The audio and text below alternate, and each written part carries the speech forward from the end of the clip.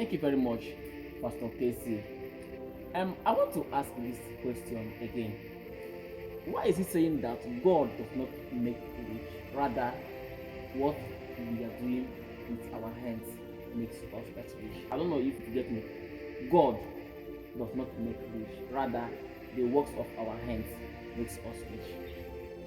All right. You see, wherever the word of the Lord is silent, we are expected to be silent. Okay.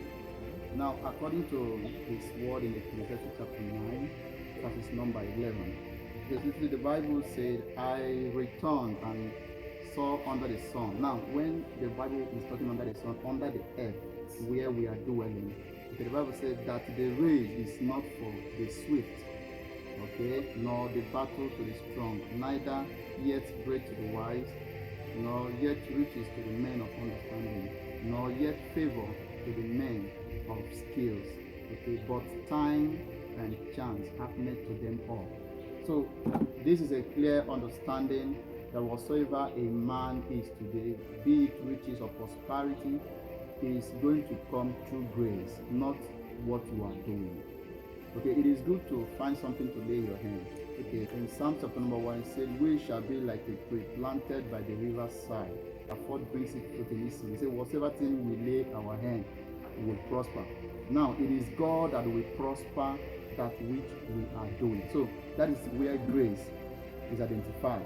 So you could be a businessman, whatever who you are. It is not going to be by your strength. Where we read in Ecclesiastes that says time and chance happen. Now, that time is grace and favor happening to them all.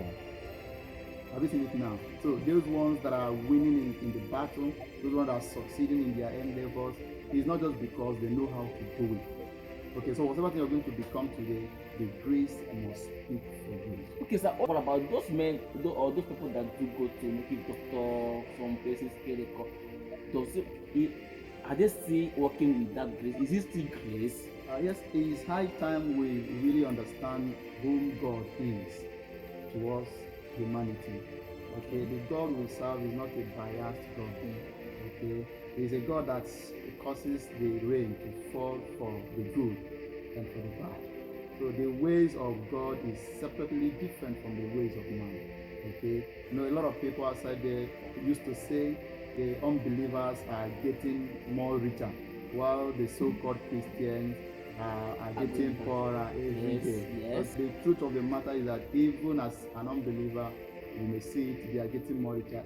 Still in the kingdom, that is, as a Christian, as a believer, many believers are still getting richer every day. Now, the grace of God is for every man. But this grace has a principle. There's something you must follow up, you must do for this grace to speak or work for you. And one of the things I'm about to say now is believe. Is believe. You see, whatsoever you are doing today, or you're about to do today, or you're going to lay your hands to do, without you believing on those things, it will not work. Okay, the grace of God is not meant to be downplayed or downgraded. Why? Because it's mentioned, you think you can fold your hands without believing and you see the grace working for you. No, you must believe. So that is one of the secrets that even the unbelievers are having. Even indulging into any firm or any company, in any organization, they have this mindset that I believe I will succeed. Okay, it's not about I'm an unbeliever or I'm a believer. So believe is what that triggers grace to work. Nice one. So, you mean if you don't believe, you can't have the grace? If you don't believe, the grace is there. Okay, like I told you earlier, it's a saving grace. Jesus is a saving grace. Okay. So that grace is there for every man, for all humanity. But something triggers the grace. It's like an umbrella, it covers all, but just for you to open your own umbrella. Okay. So you become what you believe. You become what you believe. If you believe, you will succeed. You will see yourself succeeding. Okay, but when you don't believe, some persons, even in the Christendom, they don't have belief. They don't believe in the saving grace that is Jesus. His word said, I am the way, the truth, and the life. And no one comes to the Father. So you must have this belief that Jesus is the way, the truth, and the life as well.